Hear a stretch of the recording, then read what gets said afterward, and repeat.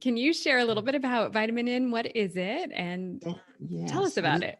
vitamin N is a term for nature, and it was coined by an educator and journalist named Richard Louv, Louv, as in Victor. Richard Louv also coined a phrase which I love to use. It's called nature deficit disorder. We've all heard of attention deficit disorder, yes? Well, NDD, nature deficit disorder, is not a medical category in the DSM in our book that categorizes mental conditions, but it describes the disconnect and what happens to people when they are not in nature enough. And in fact, believe it or not, in January of 2021, just this year when we're doing our podcast right now, the EPA, Environmental Protection Agency, came out with an incredible statistic that the average American spends 93% of their time in a building, okay, or in a car. So it's about 87% in a building and 6-7% in a car. So 93% we're not outside. And there's a problem with that. And of course, now technology is marvelous, and what would we do without it during this pandemic time?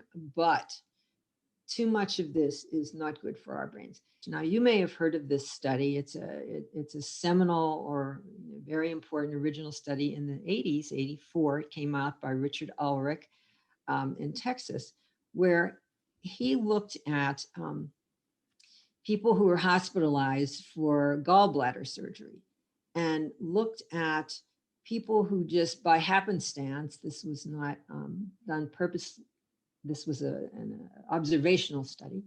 So people whose window looked out into a courtyard with greenery versus whose window in the hospital looked to the parking lot or to another wall, and found, amazingly enough, that people who were able to look at the greenery were discharged one day on average sooner, uh, complained less, and the nurse's notes reflect that they were not as grouchy, and required less pain medication.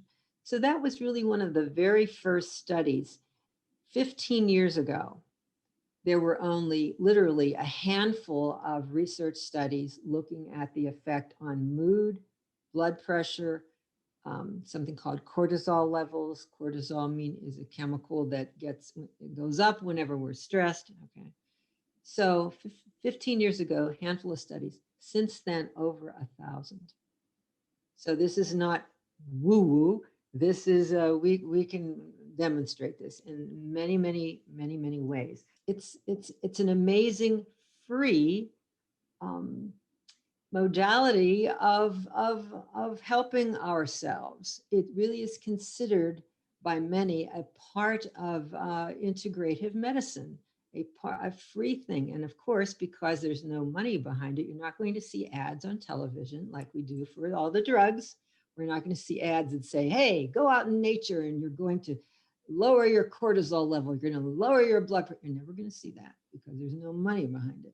So that's why I want to be a messenger to as many people as possible. If you can look out the window and see trees or life, and that's one way of engaging with nature. So if you're in a hospital room, are you able to see nature? And the other is being in nature. Yes. Can you Oh, talk a little bit about that? So what are the benefits of being in nature? How does that help our brain health? one of the researchers is named Strayer from the West, Utah, I believe, and one of his research findings is that if you are walking, we're not talking about real uh, invigorating running, just walking in nature. He found an improvement in working memory, and also in creativity. But there's a caveat: you can't have your cell phone and be doing that or have your earbuds in. You need to be mindful. You need when you walk outside. Really, the core research, I should say, the main research really has come from Japan. Um, Professor Miyazaki is the main researcher who has studied what is called the term is forest bathing in English, or Shinrin Yoku, and I'm probably mispronouncing it, but that means wandering around for about 30 minutes, or longer, and taking in the vision, the sight, the sounds, the smells, the feeling on the body of the breeze, etc. So, and Miyazaki's work is pretty amazing, looking at reduction again in blood pressure, also skin conductance. In other words, showing that you're less stressed. Um, and this, I like because my work has been in the cognitive area for many years. I'm interested in how it improves our thinking and our attention, just as mindfulness meditation does.